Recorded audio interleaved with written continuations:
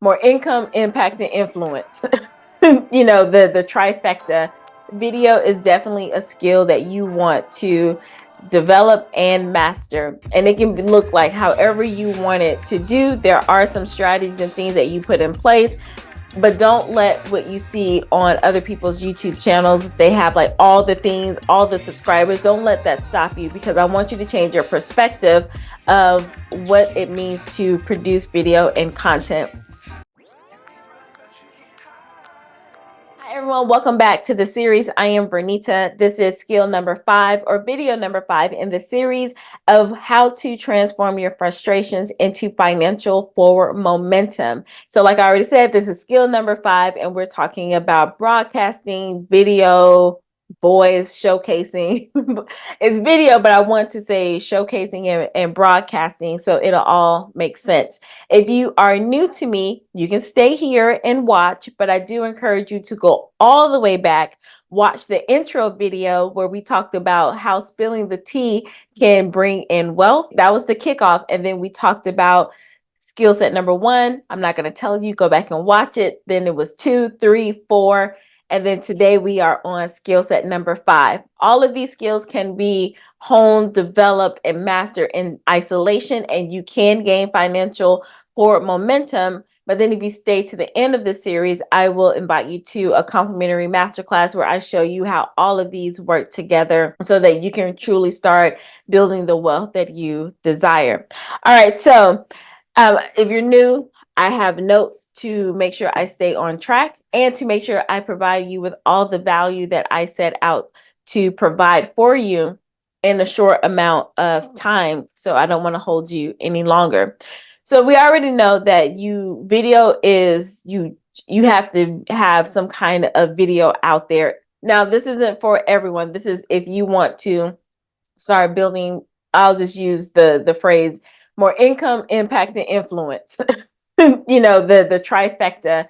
Video is definitely a skill that you want to develop and master, and it can look like however you want it to do. There are some strategies and things that you put in place, but don't let what you see on other people's YouTube channels, they have like all the things, all the subscribers, don't let that stop you, because I want you to change your perspective of what it means to produce video and content.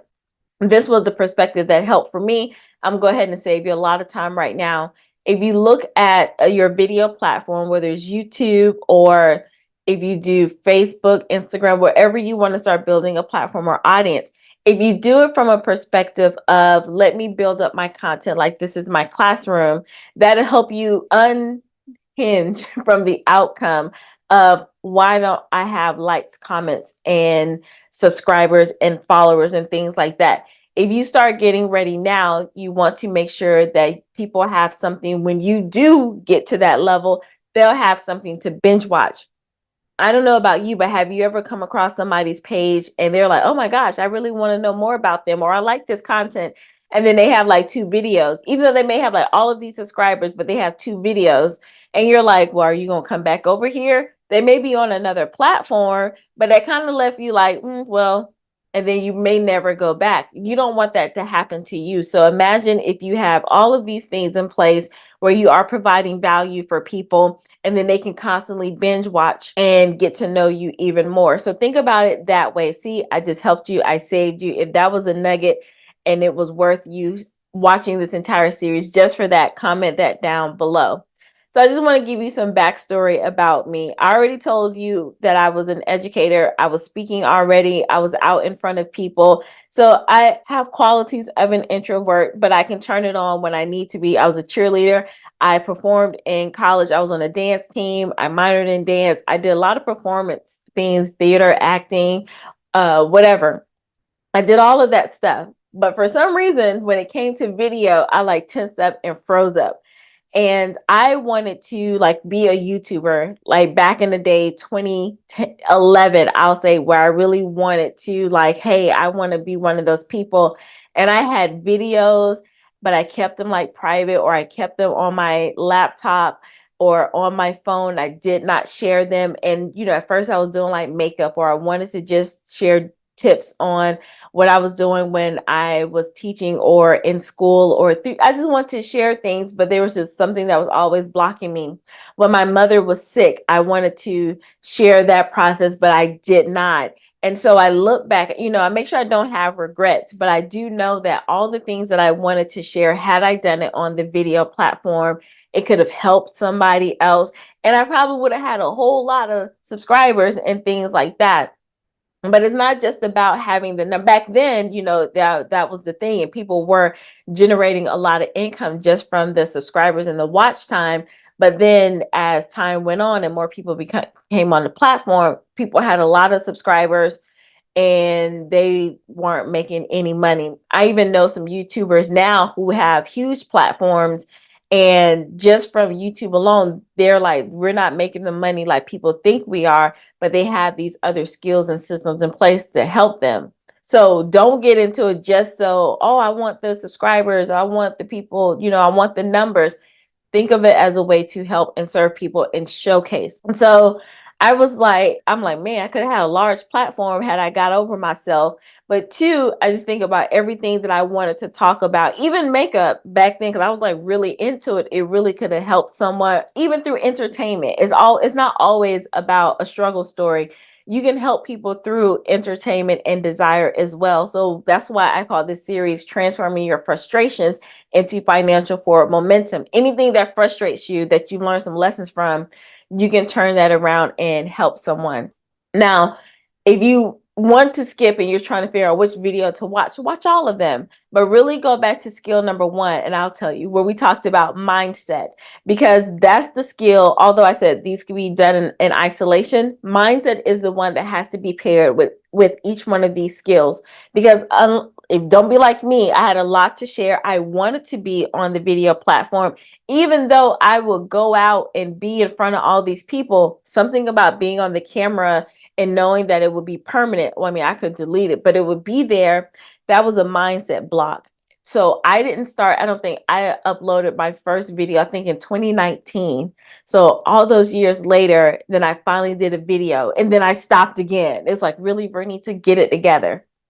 And so I'm not saying that you have to get on here and do song and dance, regardless of what people are saying, and you see these people go viral overnight.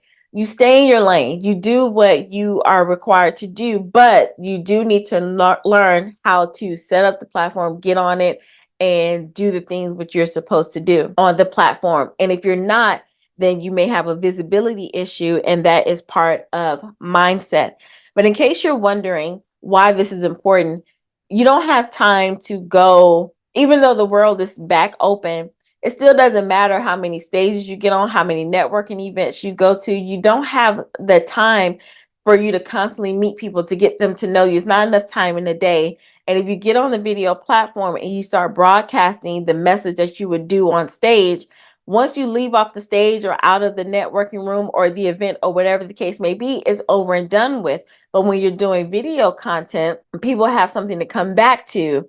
And or if it's recorded, however you want to start setting up your platform, that is a way for evergreen. People can binge watch, get to know you, and different things like that. And it saves you actually time and money on the long run. Where before, people had to literally travel around to get the word out. A lot of artists, that's why they do a lot of concerts back in well, they still do them now, but they were really on the road, city, performing. And now you can download or watch them on the YouTube channel or some kind of other streaming platform, because it's broadcast, is shared, is video. And so it can work for you as well. Now, in case you are wondering, like, what does this have to do with biblical principles? Well, we know that Jesus, if you did not know, Jesus is the ultimate influencer. And you're like, well, they didn't have video at the time. No, they did not, but they had word of mouth. And word of mouth is, I see it as like sharing, like downloads, referral systems. And that's kind of what video is. That's why we say like, comment, subscribe. Oh, I need to start saying share. Share these videos with people. So when you're sharing, you are broadcasting, you are sending the word out through video versus going to somebody and say, have you heard? You can just literally click and send the link. So even though in a lot of scriptures you will see where Jesus was like, don't share it with anybody, and the people are like, I cannot keep this good value to myself, they started sharing and it caught on like wildfire.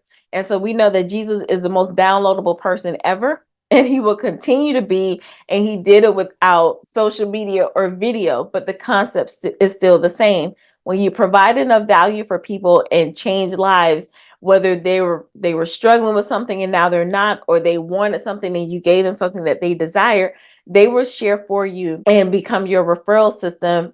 All you had to do was show up. That's what Jesus did. Showed up, provided value, and everybody did the work for him, even though he said don't share. Now, some people he did say go show yourself to these people, but for the most part, he was like, don't tell nobody what I did. And they were like, I'm telling. All right. But then he gave the charge to the disciples to go forth and share, build the nation, spread the good news, broadcast, even though they didn't have video. But we don't have to tangibly go somewhere. It's still good to go in person a lot so people can get that connection. But now you can go cross the world without leaving your home, where back in the day, people literally had to get out and go do that. So we have no excuse. Where a lot of us are asking God for a financial breakthrough or turn around or help this situation. And he was like, you literally got the world at your fingertips. Are you utilizing that? And so I'm here to share with you. Go ahead and share whatever your frustrations, learn how to do that. Go back and watch the other videos on where I talked about that, and make sure that you're providing value for people, and you can start with your frustrations. And it doesn't always, like I said, have to be the struggle. You can be frustrated. I think in one of the videos I said people are making videos or writing blogs and books about their frustrations with coffee or their love of coffee, something like that. So it doesn't always have to be a triumph, struggle to triumph type of story. All right, so there are scriptures I am going to share with you. So, like I said, it is important that you understand the importance of broadcasting or showcasing video, whatever words you want to put to it. But I'm using video because that video is a skill set of how to do all the things, put the content together, have the platform and format. And I know people say, well, you can go hire people to do it for you. I'm a proponent of, if you learn how to do something for yourself, you'll know exactly how you want someone to do it for you. And then if something ever happens, you will have the skill to be able to do it by yourself. I have clients that I work with and they're like, oh, okay, I'm going to take what you said. I'm going to go update this and do that. I have to go send it to this person and wait for them to get feedback. And I'm like, if you just knew how to do it yourself, you could go ahead and get the stuff done. Now I'll say this. I'm not saying that you have to take on the task of learning everything on your own and be this one person show. But wouldn't it be good or beneficial if something broke down in your business and you were able to say, oh, I can pick up the slack real quick and just do it without the machine stopping because you didn't know what to do? I think Gordon Ramsay, and I watch a lot of reruns of Hell's Kitchen. And if you know his story, he learned how to do all of the parts of the restaurant business. And when he has the competition, the competitors on Hell's Kitchen, there are a lot of different things they have to do. For example, a lot of them is like, I just want to be a chef. I want to just cook.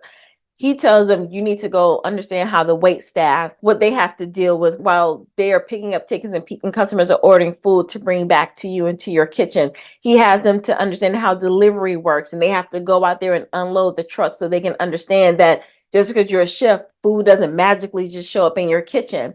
So, and he's one of the top chefs in the world.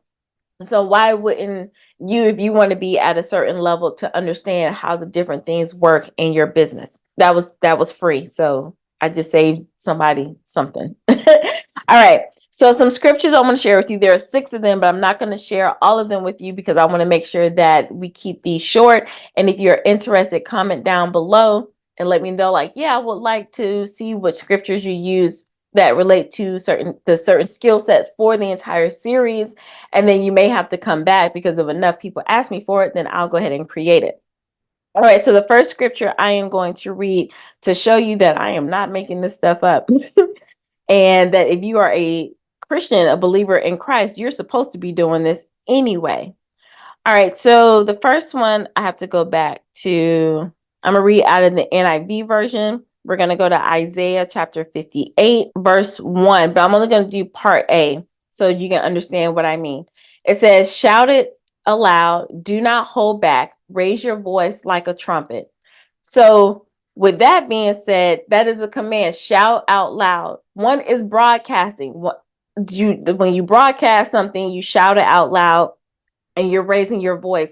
This is different, I think, different from speaking, because this is, I'm getting the message out. Speaking, I see it as a tailored way to talk. It can be a package. It can be, like a keynote speaker, stage speaker, the way you communicate. But now this is just another avenue of what are you going to do with that speaking, right? So like I said, they can be in isolation, but you can't do video without speaking. Well, some people have video and it's words, but you're broadcasting your voice on a platform. So shout it out loud. That's a command. Do not hold back. Raise your voice like a trumpet. Then we have Proverbs 2:3, Proverbs chapter 2, verse 3. And I'm going to read that out of the Passion Translation. Yes, cry out for comprehension and intercede for insight. Again, you're broadcasting, not just out here just, doing whatever. Now, there are people who are doing videos, doing whatever, but they still serve a purpose. Entertainment is still valuable to somebody. Song, dance, pranks, whatever, all that stuff is still a benefit. But for you to use your frustrations and things like that, it is a place for you to share and cry out for comprehension. Well, people are crying out for comprehension, and you get to intercede with insight. You have insight for people, for what people are wanting to know, and they're waiting on you, but they keep filling up their time with some foolishness because you haven't showed up and given them enough content to binge watch on. So they're binge watching on pranks. Just saying. All right, so the last one I want to share with you comes from Daniel chapter 4. Daniel, oh, I have to. So the thing with the Passion Translation is not complete. So I can't scroll to the other ones. I have to go into another translation, then come back, because the Passion Translation was like, no, we not finished. Come back later. All right, so we're going to go to Daniel chapter 4, verse 19. And I'm going to read 19 through 22 in the King James Version. Do I want to read the whole thing? Let me read out of the Amplified so we can get to the point a little quicker. So 19 through 22. Then Daniel whose Babylonian name was Belshazzar, was appalled and speechless for a while because he was deeply concerned about the destiny of the king. Frustration. And his thoughts alarmed him. The king said, Belshazzar, do not let the dream or its interpretation frighten you. Belshazzar answered, my lord, may the dream be meant for those who hate you and its message for your enemies. The tree that you saw, which became great and strong, grew to great heights and reached to heaven, which was visible to all the earth, visible, whose foliage was beautiful and its fruit abundant, and on which was food for all, under which the beasts of the field lived, and whose branches of the birds of the sky nested. It is you, O king, who have become great and grown strong, and greatness has increased and is reached to heaven, and your dominion reaches to the edges of the earth. Now, it's a lot to say in all of that, but one thing is, one, being visible. He was telling the king, like, hey, you're about to be visible. You're about to blow up. But then also, how when you do this, it's going to broadcast and stretch forth. So it's going to broadcast, it's going to go highest to the heavens, it's going to reach to many nations, it is going to go forth. So that, I know, is like not like right in your face because he was interpreting a dream, but you see how Daniel's frustration, that goes to the similar to it can relate to the previous scripture where there was a frustration. Somebody needed comprehension and Daniel interceded. So he was already troubled by something. So he used his frustration. He transformed his frustration. If you follow the story, it was in a way of for momentum, because he was elevated to great stature because he used this skill set, right? And then the other way to look at it, as the king, his reign was going to grow because of what was going to be broadcast out to other nations, but he had to be visible. He had to put his works out there. So broadcasting, showcasing what you do, being visible is a skill set for you to develop, and it it will lead to financial forward momentum. And if you stick with it, it will potentially lead to wealth. All right. So there's so much we can talk about this, but we're going to go on and go to the next part of our series. But before you go, make sure you like, comment, and subscribe so you can be notified when the next one drops. If you're like, oh my gosh, this is so good, I want to stay connected, you can check out my latest book, Embracing Grit for Greatness. That information will be down below. And I will have other resources, and I'll link it'll be in part 6 so that you can see the culmination of how all of these things work together. And if you're like, I don't want to wait, and if you want to stay connected with me and learn how to work with me in a different capacity, you can check out that information down below as well. So thank you so much for listening and learning with me, and stay tuned for part 6, and I will see you on the other side. Bye.